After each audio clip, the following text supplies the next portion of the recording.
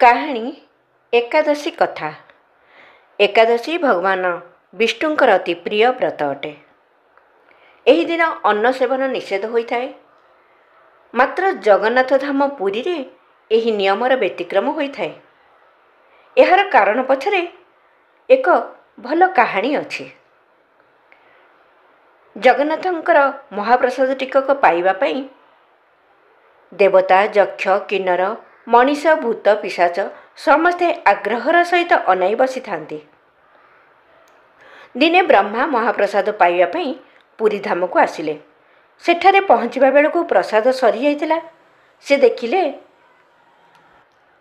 ଗୋଟିଏ କୁକୁର ପତ୍ରରେ ଲାଗିଥିବା ମହାପ୍ରସାଦକୁ ଚାଟି ଚାଟି ଖାଉଛି। ପତ୍ରରେ ଆହୁରି ଗୋଟି ଗୋଟି ହୋଇ ମହାପ୍ରସାଦ ବି ଲାଗିଥିଲା। ତେଣୁ ବ୍ରହ୍ମା ସେଇଠାରେ ବସିପଡ଼ି ପତ୍ରକୁ ଚାଟି ଚାଟି ମହାପ୍ରସାଦ ଖାଇବାକୁ ଲାଗିଲେ। ଏହା ଦେଖି ଏକାଦଶୀ ମାତା ହସିଲେ। କହିଲେ, ପ୍ରଜାପତି, ଆପଣ ଇଏ କ'ଣ କରୁଛନ୍ତି? କୁକୁର ସାଥିରେ ମହାପ୍ରସାଦ ଚାଟି ଚାଟି ଖାଉଛନ୍ତି? ଆଜି ପରା ଏକାଦଶୀ ବ୍ରତ। ଏହି ଦିନ ତ ଅନ୍ନ ଖାଇବା ନିଷେଧ ଅଟେ। ଏହି ସମୟରେ ମହାପ୍ରଭୁ ଜଗନ୍ନାଥ ଉଭା ହୋଇ କହିଲେ, ଏହା ମୋର ଧାମ। ଏଠାକାର ମହାପ୍ରସାଦ ସବୁ ବ୍ରତଠାରୁ ବଡ଼ ଅଟେ। ଏଠାରେ କୌଣସି ନିୟମ ଲାଗୁ ହେବ ନାହିଁ। ଏହା କହି ଜଗନ୍ନାଥ ଏକାଦଶୀ ମାତାଙ୍କୁ ମନ୍ଦିର ପଛପଟେ ଓଲଟାଇ ଲଟକାଇ ଦେଲେ।